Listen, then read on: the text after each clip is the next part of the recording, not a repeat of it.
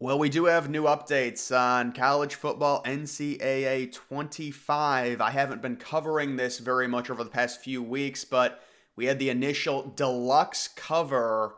You can see that got revealed, and it was decent. And then yesterday, the main cover, the one that most people will be getting, although let's be honest, a lot of people just buy the game online and digitally download it, but we did officially get the cover leak, and I think EA could have done a better job of really communicating this, considering everyone was hyping today up. It was going to be the big reveal, and it was something that everyone already knew. It was the official cover, which people do not like. And I got to be honest, I agree with them. I mean, number one, there's not a lot of creativity to it. It just looks like an original EA cover. There's nothing to really signal that it's finally back after over a decade. You would think they do something huge, and there's several amazing fan covers. There's covers made by professionals showing all the Heismans that are just so nice and so aesthetically pleasing compared to what this is. And the other thing I have to say, because people were saying the deluxe cover is better, and I would agree the deluxe cover looks pretty dope. But what's with the Donovan Edwards obsession? Donovan Edwards is okay, I guess, averaging 4 yards a carry. I just don't understand. I mean, I guess you could say, well, they wanted someone from Michigan because Michigan won the national title, and you can't choose J.J. McCarthy. You can't choose Blake Corum. They're both in the NFL. But Donovan Edwards is a very strange choice. I don't understand that. The other ones, Travis Hunter, you can understand. Very unique two-way player, receiver and cornerback. Quinn Ewers there just kind of smiling awkwardly. I mean, I guess Ewers could be a top 10 pick. It's not a terrible choice for the cover, but this cover is pretty underwhelming. Not that it really matters. What matters is the gameplay, but the cover was revealed, and I think based on what they could have done, I mean, I thought Nick Saban was going to be on the cover, but I guess you could understand why people might be confused if a head coach is on the cover of a college football video game. They really should have just done all the previous Heisman winners. You could make the argument that, well, none of those players are in this game. I mean, I'd understand it. That's like the idea of Caleb Williams being on the cover. It doesn't make much sense. You're not going to play as Caleb Williams in the game. I do think if this would have come out last year, because Caleb Williams won the Heisman as a sophomore, they probably would have put Caleb Williams standalone on the cover.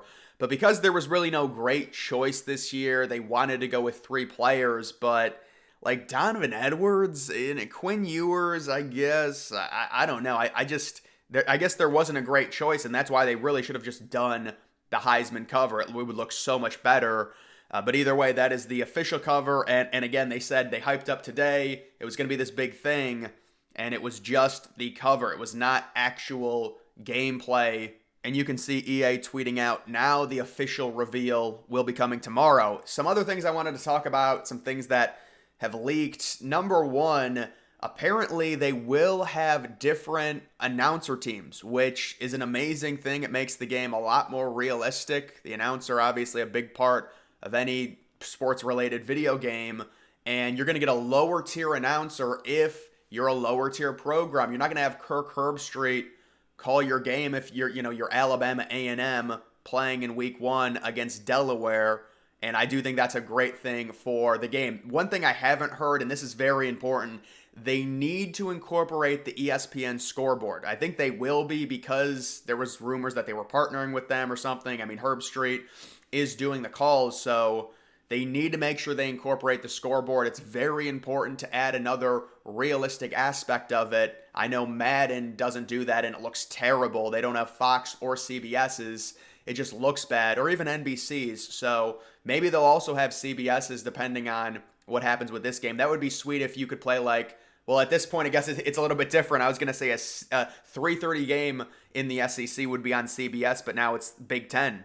So, but it'd be cool to have like a 3:30 game on CBS to make it really realistic. And I thought that was nice that they're having different announcer teams.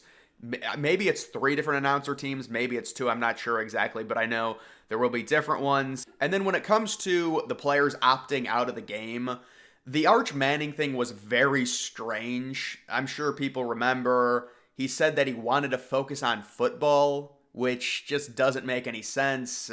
Who knows? But it seems like he's the only, at least right now, the only big name player that's not going to be in the game. And technically that is a big deal because obviously we're going to be simulating multiple years. Arch Manning's going to be, you would expect, the starting quarterback for Texas.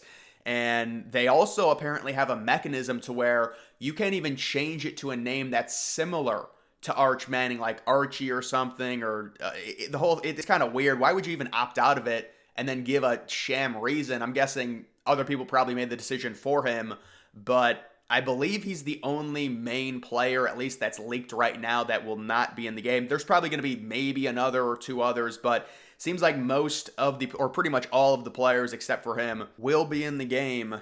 Here's another headline. New report could be bad news for College Football 25 fans. Yeah, if you've got PC, apparently it's not going to be on PC, which has angered a lot of people. And it's also, I believe, not going to be on the old gen consoles. But when it comes to the news today, it was really a whole lot to do about nothing. The big reveal will be tomorrow, mainly because it actually, the main cover got leaked yesterday. It wasn't an HD image, but it was still the exact same image that they shared with Ewers, Hunter, and Donovan Edwards all on the cover, which, again, just strange choices. Travis Hunter, I can understand. People were arguing, well, they're 4-8, but it's like it's a cover athlete. The dude's really just a one-of-one player in terms of playing both offense and defense. And if you guys look at mock drafts, which is actually a good indicator for like the star power of classes, the mock drafts are brutal this year for college football. There is not, I'm not saying there's not a lot of talent, but it's just like, what are you going to put James Pierce on the cover?